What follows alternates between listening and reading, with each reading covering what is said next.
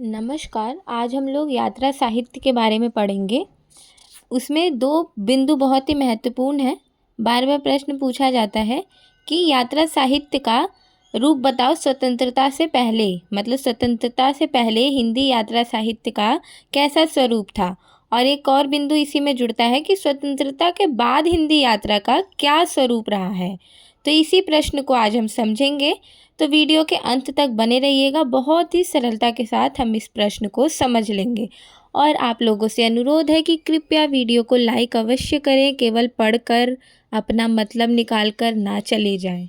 तो कृपया वीडियो को लाइक करके चैनल को सब्सक्राइब भी करें। चलिए वीडियो शुरू करते हैं। सबसे पहले हम प्रस्तावना लिखेंगे। उसमें बताएंगे यात्रा साहित्य या फिर यात्रा वृत्तांत क्या होता है। यात्रा वृत्तांत किसी यात्री के यात्रा के अनुभवों का सच्चा विवरण होता है। यह गद्य साहित्य की एक विधा है। यात्रा वृत्तांत किसी यात्री के यात्रा के अनुभवों का लिखित या बोला हुआ विवरण होता है। यात्रा वृत्तांत में यात्री की आंतरिक दुनिया का वर्णन भी किया जाता है। यात्रा वृत्तांत के इतिहास, समाज और सांस्कृतिक पर नोट्स और अवलोकन भी शामिल होते हैं। यात्रा वृत्तांत पाठकों के लिए मनोरंजन का साधन होता है। यात्रा वृत्तांत उस समय की सामाजिक, राजनीतिक और आर्थिक घटनाओं के बारे में जानकारी देता है। यात्रा वृत्तांत उस समय के लोगों की स्थिति के बारे में जानकारी देता है। यात्रा वृत्तांत यात्रा से जुड़ी पुस्तकें या चित्र होते हैं। तो इस तरीके से हम प्रस्तावना में बता देंगे कि यात्रा साहित्य या फिर यात्रा वृत्तांत क्या होता है। और बहुत ही इजी पॉइंट्स में लिखा है, तो आप लोगों को समझ भी आ गया होगा। प्रस्तावना के बाद अब हम लोग हेडिंग डालेंगे कि स्वतंत्रता पूर्व युग, मतलब स्वतंत्रता से पहले हिंदी यात्रा साहित्य का क्या स्वरूप रहा है भारत में। तो यात्रा साहित्य के विकास में राहुल सांकृत्यायन का योगदान अप्रतिम रहा है। इतिवृत्ति प्रधान शैली होने के बावजूद गुणवत्ता और परिणाम की दृष्टि से यात्रा वृत्तांतों की तुलना में कोई दूसरा लेखक कहीं नहीं ठहरता। मेरी तिब्बत यात्रा, मेरी लद्दाख यात्रा, किन्नर देश में, रूस में 25 मास, तिब्बत में 1.25 वर्ष, मेरी यूरोप यात्रा, यात्रा के पन्ने, जापान, ईरान, एशिया के दुर्गम खंडों में आदि इनके कुछ प्रमुख यात्रा वृत्तांत हैं। मतलब कि अगर आप देखोगे तो स्वतंत्रता से पहले ना भारत में यात्रा करने को उचित नहीं माना जाता था, क्योंकि हमारे पास संसाधन भी नहीं हुआ करते थे इतने। तो कहा जाता था कि समुद्र पार करने की यात्रा तो पूरी ही वर्जित थी। कहते थे कि समुद्र पार करने वाला व्यक्ति कभी लौट के नहीं आता है। तो इस तरीके के जो मिथ फैले हुए थे, तो इस वजह से लोग कभी यात्रा नहीं करते थे। परंतु स्वतंत्रता से पहले राहुल सांकृत्यायन का हिंदी साहित्य में जो यात्रा साहित्य का योगदान है वो बहुत ही अप्रियतम है। मतलब उनको खंडित नहीं किया जा सकता। आज के समय में कितने भी आधुनिक विचारधारा के, जैसे अज्ञे हो गए, निर्मल वर्मा हो गए, इन लोगों की यात्रा साहित्य भले ही इतने प्रसिद्ध हों, परंतु इसके पीछे राहुल सांकृत्यायन का बहुत बड़ा योगदान रहा है। उन्होंने अनेकों यात्रा साहित्य लिखा, जैसे तिब्बत यात्रा, मेरी लद्दाख यात्रा, किन्नर देश में, रूस में 25 मार्च। क्योंकि जो राहुल सांकृत्यायन ना वो एक घुमक्कड़ी प्रवृत्ति के थे, और वो जितना घूमते थे उसके बारे में वो लिखते थे। और ऐसे नहीं लिखते थे कि हाँ मैं यहाँ घूमा, मुझे बहुत अच्छा लगा। नहीं, वो वहाँ की संस्कृति को, वहाँ के वातावरण को, वहाँ के लोगों को समझते थे, महसूस करते थे और अपनी यात्रा साहित्य में बताते भी थे। राहुल सांकृत्यायन के यात्रा साहित्य में दो प्रकार की दृष्टि को साफ देखा जा सकता है। उनके एक प्रकार के लेखन में यात्राओं का केवल सामान्य वर्णन है, और दूसरे प्रकार के यात्रा साहित्य को शुद्ध साहित्य कहा जा सकता है। इस दूसरे प्रकार के यात्रा साहित्य में राहुल सांकृत्यायन ने स्थान के साथ साथ अपने समय को भी लिपिबद्ध किया है। सन 1948 में इन्होंने घुमक्कड़ शास्त्र नामक ग्रंथ की रचना की, जिसमें यात्रा करने की कला को सीखा जा सकता है। इनका अधिकांश यात्रा साहित्य सन 1926 से 1956 के बीच में लिखा गया। तो अगर आप स्वतंत्रता पूर्व में देखेंगे तो आपको मुख्यतः कोई मोटा मोटा ऐसे दिखेगा नहीं जिसने ज़्यादा यात्रा साहित्य में भूमिका निभाई हो। परंतु यहाँ मैं टाइप करना भूल गई, आप लिखिएगा कि भारतेंदु जो थे, भारतेंदु युग से यात्रा साहित्य की शुरुआत मानी जाती है। यात्रा साहित्य में भारतेंदु ने मुख्य रूप से सरयू पार की यात्रा और मेरी लखनऊ यात्रा, ये दो यात्रा वृत्तांत लिखे थे। और इसको पूर्ण वैसा नहीं कहा जा सकता क्योंकि उसमें थोड़ा बहुत कमी था, परंतु उन्होंने एक मोटे-मोटे तौर पर यात्रा साहित्य को एक हिंदी की अन्य विधा के रूप में स्थापित करने में अपना बहुत बड़ा योगदान दिया। फिर भारतेंदु से धीरे-धीरे शुरू होकर ये परंपरा आगे बढ़ी।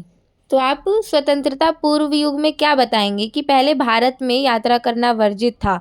आदिकाल, रीतिकाल, भक्ति काल में हमें छोटे मोटे देखने को उदाहरण मिल जाते हैं कि लोगों ने थोड़ी बहुत यात्रा करके कुछ लिखा हो।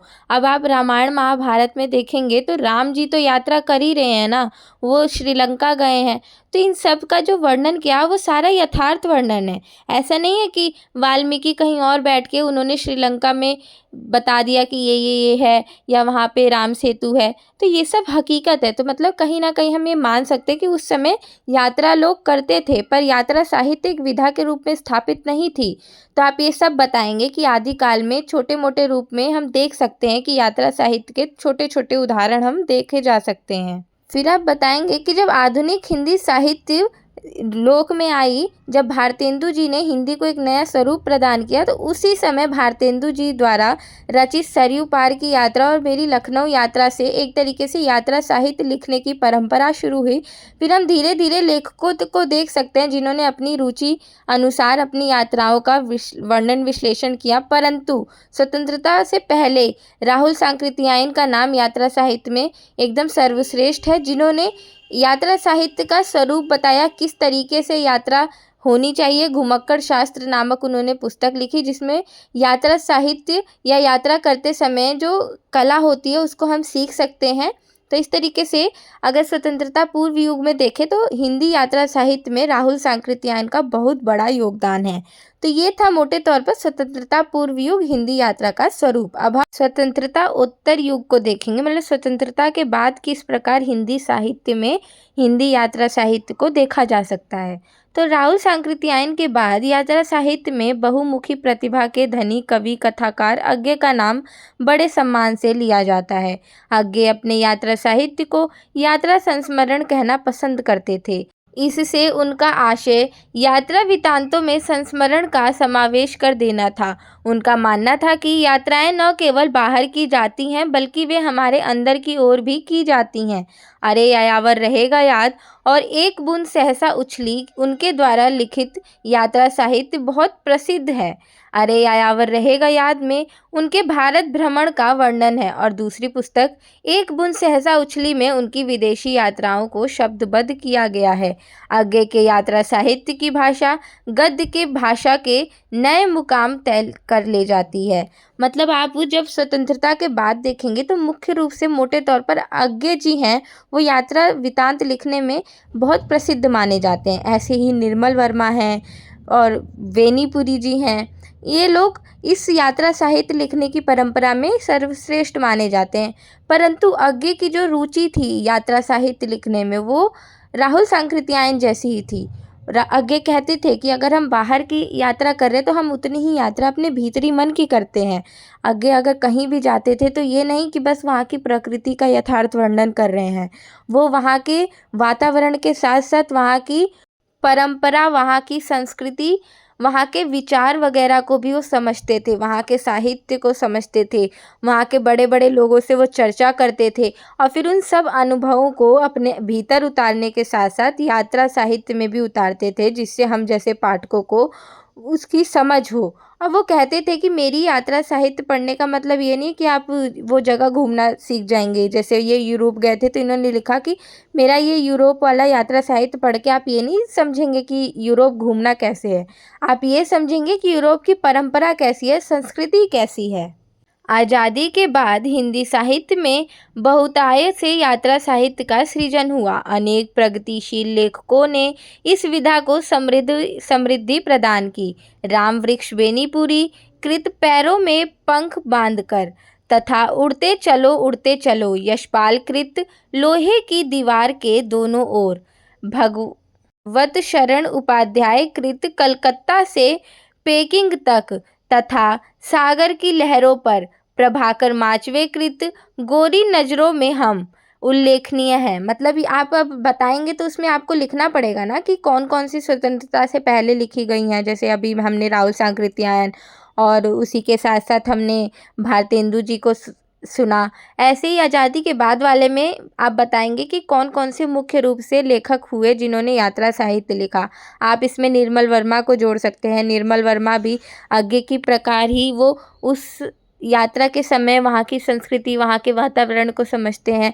और निर्मल वर्मा को एक खासियत और है कि वो अपने साहित्य को पढ़ना ज़्यादा पसंद करते हैं और साथ साथ बाहरी देशों के भी साहित्य को पढ़ते हैं। फिर जब वो यात्रा साहित्य लिखते हैं तो बाहरी देशों के साहित्य को पढ़े द्वारा वहाँ की वातावरण को अपने भारत के वातावरण के साथ मूल्यांकन करके बताते हैं। तो ऐसे ऐसे प्रसिद्ध लेखक हुए जिन्होंने यात्रा साहित्य को आज समृद्ध किया है, अपना योगदान दिया है और हिंदी में यात्रा वृत्तांत या यात्रा साहित्य को एक स्वतंत्र विधा के रूप में स्थापित किया है। तो ये था हमारा आज का प्रश्न। आशा करती हूँ आपको ये समझ आया होगा। बहुत ही सरलता और कम शब्दों के साथ मैंने इस उत्तर को तैयार करवाया है, क्योंकि आप लोगों का पेपर है अभी 2 दिन में, तो हम ज़्यादा विस्तार से अगर बात करते तो आप लोगों के लिए वो बहुत ज़्यादा बोझिल हो जाता। तो जितने कम शब्दों में हम पढ़ सके उतना ज़्यादा अच्छा होता है। तो आशा करती हूँ आप मेरी इस मेहनत के फल के रूप में एक लाइक और सब्सक्राइब ज़रूर करेंगे चैनल को, और कमेंट में ज़रूर बताइएगा कि आपको समझ आया या नहीं आया। प्लीज़, अगर मैंने इतनी मेहनत की तो आप मेरे मेहनत के बारे में बता सकते हैं कि मेरा पढ़ाया हुआ समझ आ रहा है या नहीं आ रहा है, या मुझे भी थोड़ी और मेहनत करने की ज़रूरत है। तो आशा करती हूँ आप मेरी कही हुई बात टालेंगे नहीं, और मिलते हैं अगली वीडियो के साथ। धन्यवाद।